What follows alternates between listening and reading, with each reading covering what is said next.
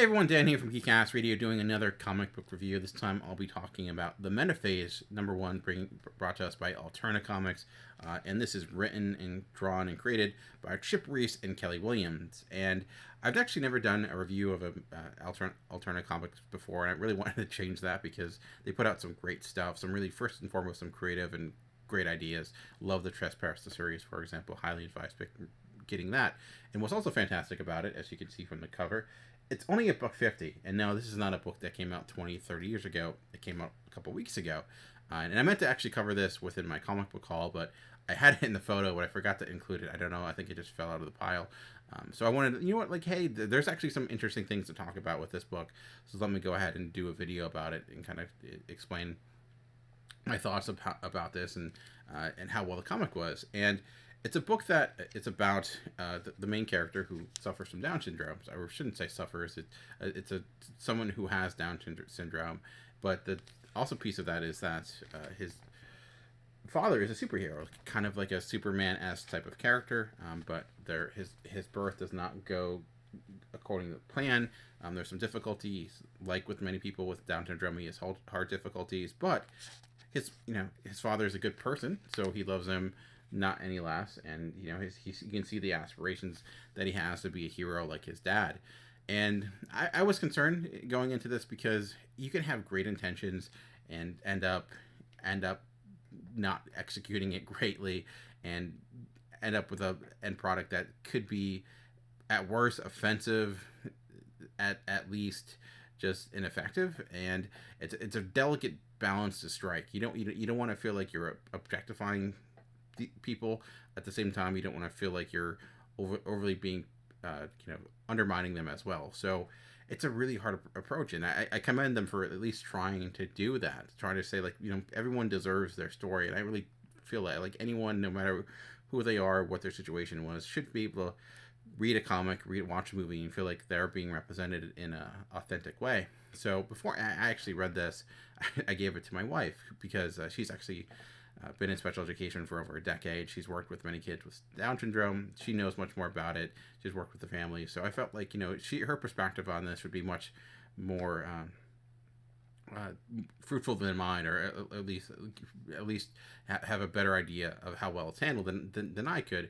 She has no desire to be on this, and she's not a comic book fan by any means. I think she's read 5 comics in her entire life, all of which I've given her and said, hey, read this. And so the creator of this should feel, at least somewhat privileged because, hey, you're one of the comics that she's actually read.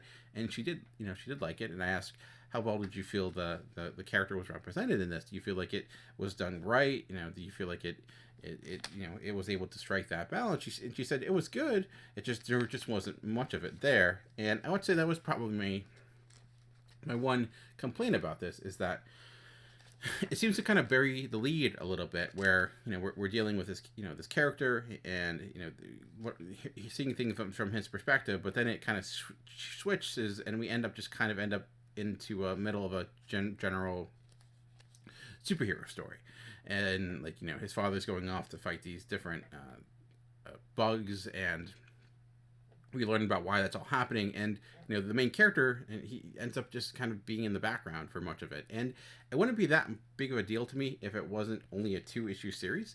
And I get it, because you have to kind of provide some groundwork, give him a story, and be able to tell a full book, and you can't just focus everything on him. But I just wish, like, it was able to structure it in a way where we got a little bit more from his perspective, where he just feels like right now a fly on the wall and not an active part of the story. And that could be about, again, that's part of the progression of it too, where right now that's where he is right now in life. He's not a superhero like his dad.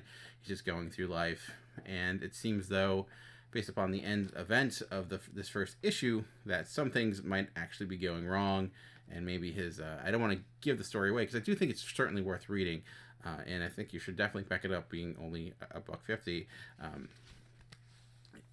It seems like, based upon what happens in this issue, next issue, maybe that dream of becoming a superhero might have to come true. Who knows? Some things are off. His dad might. So I don't want to give too much away. But that was my hope. It's not complete, and that's the thing with comics is that I don't want to fully judge the story that's in progress and saying, hey, should have done it this or that, because I think that's the wrong way to approach it. It was just a little disappointing in that sense, because I was hoping that would be a bigger focus of it, and I think partially because it's like gave it to my wife saying, hey, I think you'd really enjoy this, and then she's like, yeah, I like that part, but I don't really care about that other part. But it is a good all ages comic, and I think it's approachable for good kids that are younger. Myself, I was able to get something out of it too, and I'm hoping with the second issue when we get this complete story, it'll maybe all make sense and work out well. And maybe the hope is to do these first two issues, and if they go well and are successful, continue this on. So I would advise checking it out. I think they're, like I said, the attempt is admirable, and so far they're able to walk that very small tightrope and do it well with what's there. And even in its first few pages, I thought that had a lot of heart and reminded me of like the beginnings of Superman Rebirth, where we have that father-son connection.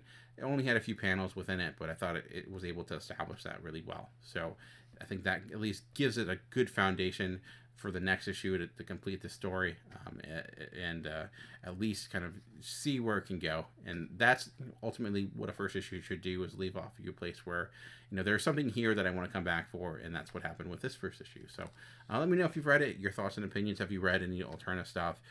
I picked up some other stuff recently, so and would you be for other companies doing this, maybe doing some newsprint stuff? I know we've had Marvel does a lot of the True Believer stuff. Image does Image First, where they do a lot of dollar issues. But what's great about this is that it's new material with new creators. And what's fantastic sometimes about this is that you'll read a book like this, and maybe these are creators will go off and be the next, not next Tom King, next Donny Cates, and you could say, well, I was there when I read their first book that really brought them into the business. So who knows? I think certainly there's things here that shows me that they're at least willing to take chances, which is often the first step of being a great creator. So here's for nothing, but ultimately, I think it's intriguing. So that's great. I'm done rambling for now. So if you want to check out more of my stuff, go to GeekCast Radio. Check out our channel. We have tons of content. We usually have a podcast or video every day covering everything from technology to television to movies to wrestling to comic books. So ultimately, just remember, comics are for everyone, as this comic shows very much so. And the key is finding the right one. Until next time, thanks for watching.